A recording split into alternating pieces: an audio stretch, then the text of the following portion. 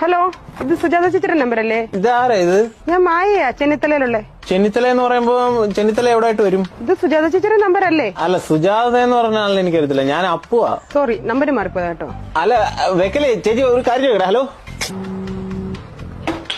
Hello, ഇതാരാ ശരിക്കും? ഇത് നല്ല പരിചയമുള്ള ശബ്ദമാണല്ലോ. എന്റെ പൊന്ന സുഹൃത്തെ, ഞാൻ പറഞ്ഞില്ലേ ഇത് റോങ് നമ്പർ ആണെന്ന്. മായ ചേച്ചി, ടു ബി ഫ്രാങ്ക്, ഞാൻ ഒരു കാര്യം പറയട്ടെ. ചേച്ചിയുടെ ശബ്ദം കേട്ടപ്പോ എനിക്ക് ഓർമ്മ വന്നത് എന്റെ ശില്പയാ. അവളിപ്പം എന്റെ ഒപ്പം ഇല്ല. ശില്പ നിന്റെ കാമുകി വണ്ടി ആക്സിഡന്റ് മരിച്ചുപോയി അല്ലേ?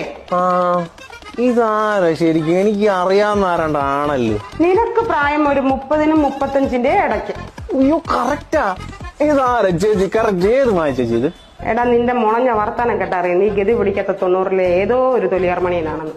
ഒന്ന് പോയി ചേച്ചി. പിന്നെ ഹസ് അടുത്തുണ്ടോ? ഇപ്പൊ ഇല്ല. എന്താ വിളിക്കണോ? പുള്ളി എവിടെ? ഗൾഫാണോ? എടാ മോനെ, സത്യത്തിൽ എന്തോ നിന്റെ പ്രശ്നം? എന്റെ പ്രശ്നം എന്താന്ന് ചേച്ചിയെങ്കിലും ചോദിച്ചല്ലോ.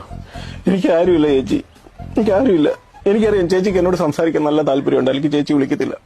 ചേച്ചിയുടെ മനസ്സിന്റെ വേദന എന്താണെന്ന് മനസ്സിലാക്കാനുള്ള ബുദ്ധിയൊക്കെ എനിക്കുണ്ട്. ചേച്ചി ധൈര്യമായിട്ടിരിക്കും. നമുക്ക് നമ്മളില്ല ചേച്ചി.